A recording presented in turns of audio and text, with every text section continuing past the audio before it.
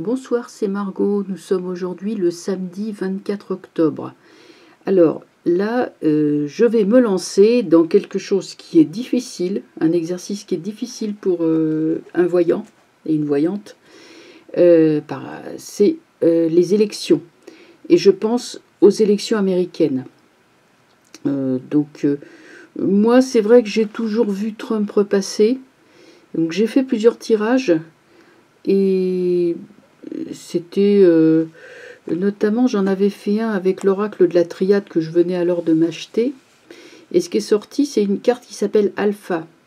Alpha, ça m'a tout de suite fait penser au mâle alpha, hein, c'est-à-dire ce qui symbolise Trump, vu que Biden en face n'a rien d'un mâle alpha. Alors le mâle alpha, c'est en fait c'est le chef de troupe, le chef de meute, hein, celui qui dirige le troupeau, la meute, en opposition au mâle bêta. Le bêta, c'est celui qui suit, l'alpha, c'est celui qui mène. Voilà. Donc c'est vrai que ça m'avait frappé ce tirage, puisque je m'en rappelle encore. Donc quand on se rappelle d'un tirage qu'on a fait comme ça, on s'en rappelle plusieurs jours après, c'est qu'il est bon.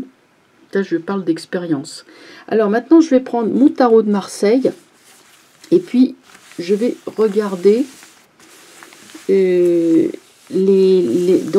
protagonistes, hein, c'est-à-dire Trump et Biden. Et il faut savoir que avant-hier, donc il y a eu le dernier débat entre Trump et Biden. Si je ne m'abuse, c'était bien le dernier. Et que, en fait, ce débat a été à l'avantage de Trump. Mais bon, là, c'est vrai que la télé française, évidemment, ça ne surprendra personne. Elle est extrêmement partiale, donc elle ne cache pas son attachement à Joe Biden et sa détestation de Donald Trump. Donc ceci expliquant cela. Hein, donc moi j'ai lu sur d'autres médias que les médias mainstream, comme on dit, les médias de la télé, que en fait c'était bien Donald Trump qui avait eu l'avantage. Je ne l'ai pas regardé, hein, mais c'est le compte-rendu que j'ai lu qui me laisse entendre que Trump a des chances. Donc on va regarder Trump et Biden. Hein. Je crois que le monde entier a les yeux tournés vers cette élection et c'est très important, très très important. Hein, parce que là, le sort du monde en fait va dépendre de si c'est Trump ou Biden. Hein, là, bon. Donc on va regarder comment je pourrais poser ça, parce que si je les mets les deux ensemble, ça va... attendez, je réfléchis. Allez, on va quand même faire un petit tirage en prenant les deux ensemble. Qu'est-ce qui va sortir? Je ne sais pas du tout ce qui va sortir. Hein. C'est le lapin que l'on sort du chapeau. On ne sait pas au juste. Et je vais essayer de voir un petit peu les protagonistes en présence. La roue de fortune. Ouais, sellette. Voilà un homme qui est sur la sellette. Lui, c'est le chef, mais il y a les challengers qui montent là. Ouh là là. Là, il y a ceux qui montent et ceux qui descendent. Hein. Ça c'est le clan des démocrates. Je sais pas, c'est tout de suite, je vois ça comme ça. Le clan des démocrates. Biden. Regardons Biden. Biden, c'est quoi? Il a les oreilles attachées. Il a une nature plutôt animale. Et puis il a une redingote. Hein, donc il est habillé comme un humain, finalement. Trump, lui, il domine. Hein, il est avec son épée, son sceptre et ses petites ailes. Donc il est au-dessus de la scène. C'est quand même lui qui est en position de pouvoir. Et les autres qui essayent. Celui-là, il essaye de monter. Et puis l'autre, vous voyez, celui-là, il plonge. D'ailleurs, il n'a pas l'air très content. Moi, ça me ferait plutôt penser au Clinton et à Obama, qui sont en train de plonger. Mais enfin, je ne sais pas si le Parti démocrate est très, très bien parti. Enfin, voilà. L'arcane sans nom renversé. Donc ça représente les attaques contre Trump, y compris les attaques occultes. Hein. Alors, tempérance renversée. Donc c'est vrai que Mercure est en rétrograde en ce moment. Les malentendus sont importants. Maison Dieu renversée. Là, il va y avoir de la casse. Mais je vais vous dire, en fait, qui va remporter les élections?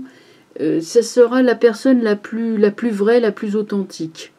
On va regarder chacun des deux, lequel est le plus sincère, lequel est vraiment, je dirais, sincère dans sa tâche, et lequel a des casseroles. Hein, et de là, en fait, la réponse, elle viendra. En tout cas, ceux qui prétendent bâtir une deuxième tour de Babel, bon, mensonges et compagnie, ça va pas marcher. Vous voyez, ceux qui vont continuer à vouloir mettre une... comment dire, c'est l'orgueil puni. Voilà, l'orgueil est puni. Pour moi, Trump n'est pas un homme orgueilleux. Je le vois pas comme ça. Bon, il a sans doute des défauts. Moi, je le connais pas personnellement, mais je n'ai jamais surpris cet homme en flagrant délit d'orgueil. Je le trouve plutôt assez humble dans sa façon d'être. Donc, en fait, là, on voit plutôt un parti politique qui est en déconfiture, en chute. Et pour moi, c'est pas les républicains, c'est plutôt les autres. Hein, c'est plutôt les démocrates qui vont pas bien. Bon, c'est mon ressenti, hein, je peux me tromper. Surtout que c'est très difficile, tout ce qui est élection. Pour moi, c'est très... voilà, je sais pas, peut-être parce que je suis concernée par la vie politique bon, de mon pays, bien sûr, et puis du monde, c'est possible. Mais on va continuer,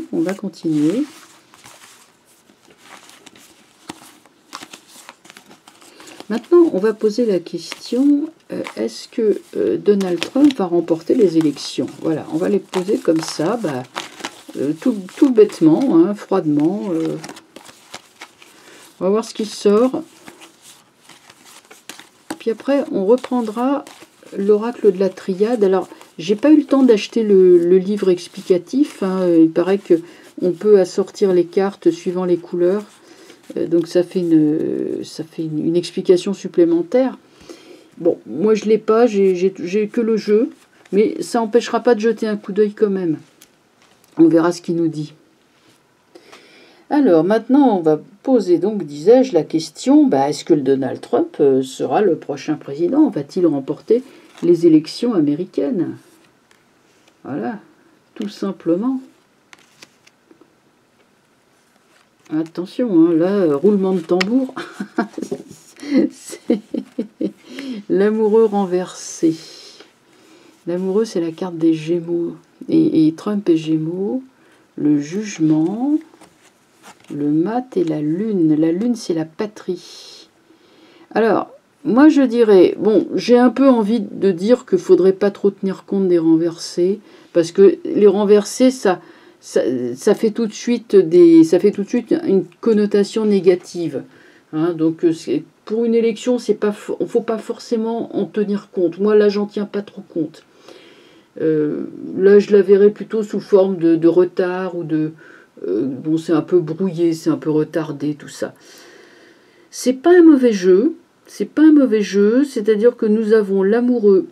Donc, ça représente un homme blond. Il est blond. Charismatique, hein, entouré de monde, beaucoup de soutien. Et la chance, Cupidon, il est là. Hein. Cupidon, il tire sa flèche, pardon. Béni des dieux, hein, le soleil est là. Donc, évidemment, l'amoureux peut aussi indiquer une hésitation. Pourquoi? Parce que le peuple hésite. Est-ce qu'on va prendre Trump ou est-ce qu'on va prendre Biden? Il y a une remise en question, hein, du pouvoir. Mais toujours est-il que avec l'amoureux, même renversé, hein, cette carte reste positive. Donc l'amoureux montre un homme blond qui a des soutiens. Et il y a des femmes, hein, qui sont près de lui, sur qui il peut compter d'ailleurs. Et il y a Cupidon, donc ça veut dire qu'il y a des bonnes nouvelles. Après, bah alors le jugement. Alors ça c'est intéressant parce qu'il y a plein de choses qui vont sortir et qui ne seront pas à l'avantage du camp démocrate apparemment, puisqu'on sort vraiment ce qu'on appelle les squelettes des placards, hein, c'est-à-dire les vilaines affaires, et des affaires de mœurs, hein, notamment, puisque les personnages sont tout nus. Eh bien, ça va être porté au grand jour. Eh bien, vous pouvez être sûr que, évidemment, ça c'est la botte secrète de Donald Trump. Il est question d'un homme, notamment, qui a pu toute sa tête, hein, le mat, c'est quand même au niveau de la tête qu'il y a un problème. Et en plus, beaucoup de casseroles. Beaucoup de casseroles. Alors, le fait qu'il soit à l'envers montre que cet homme-là ne va pas de l'avant, mais va plutôt à reculons. Hein, c'est-à-dire que, moi, quand on dit que Biden est Alzheimer, mais ça, je veux bien le croire. Ensuite, nous avons la Lune. La Lune, ça représente le peuple. La Lune, elle est... Alors, ça représente aussi l'Amérique. Pourquoi? La Lune, c'est lié au cancer. Hein, cancer, la petite écrevisse. Or, les États-Unis sont... En fait, la Constitution des États-Unis, elle date du 4 juillet 1776. Donc, c'est une Constitution née sous le signe du cancer. Les chiens aboient, la caravane passe, il n'y a pas de caravane, mais la Lune écoute. On est sur... comment dirais-je? C'est le candidat le plus conservateur, le plus patriote, le plus rassurant qui va l'emporter. Lequel des deux? J'aurais tendance à dire que Trump, c'est quand même lui le plus rassurant, le plus patriote. C'est vrai que les démocrates ont quand même une fâcheuse tendance à aller faire la guerre à l'extérieur, tandis que les républicains, beaucoup moins. Donc c'est l'homme qui saura utiliser ce genre d'argument qui pourra l'emporter, en fait. Qui dira, moi, comme il avait dit avant, hein, il y a 4 ans, il avait dit, moi, je vais créer des emplois, je ne vais pas aller faire la guerre à l'extérieur, et je vais redresser les finances. Donc on est un petit peu sur cette idée-là. Donc je dirais avantage Trump, c'est pas un mauvais jeu. Je vais faire un petit tirage par-dessus. Ah, on a Le Monde. Le Monde, c'est lauréat. Moi, donc la question que j'avais posée, est-ce qu'il va gagner les élections? Le Monde, c'est quand on remporte un concours, on remporte quelque chose. Donc, qu'est-ce qui sort là? Ah oui, ça c'est le précédent. Il y a des abus de pouvoir qui ont été commis, des histoires de mœurs qui vont ressortir. Moi, je dirais ça comme ça. Bon, le mat renversé, pour moi, c'est Joe Biden. Eh bien, ce Joe Biden a des soucis avec la justice. Il va y avoir des petits soucis au niveau de la justice avec l'homme en question.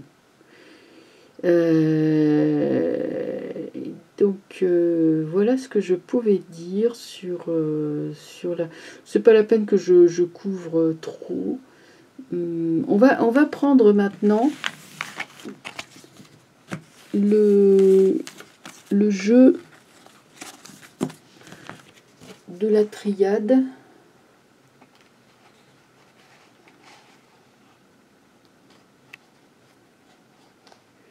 Comment je pourrais faire ça? Ah oui, il y a un petit truc que je vais essayer de faire. C'est un autre jeu. Non. Après, peut-être je reviendrai au tarot de Marseille. Je vais essayer avec l'oracle de la triade. Comme il était bien sorti, eh ben, on va repartir avec. Voilà. J'avais été impressionnée par le jeu que j'avais sorti là sur... on va demander aux triades. On va lui demander, bah oui, est-ce que Donald Trump va être le prochain président des États-Unis? Voilà.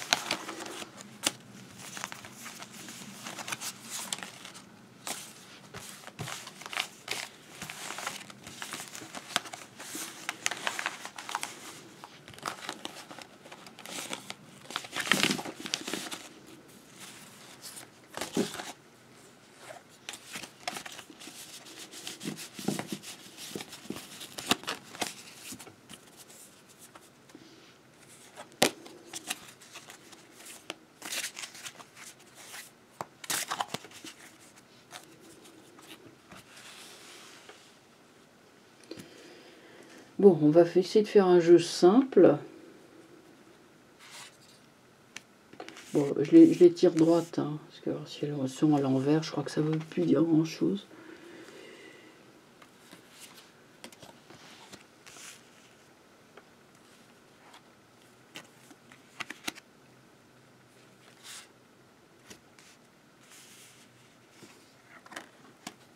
Alors, qu'est-ce qu'on a? Silence. Silence.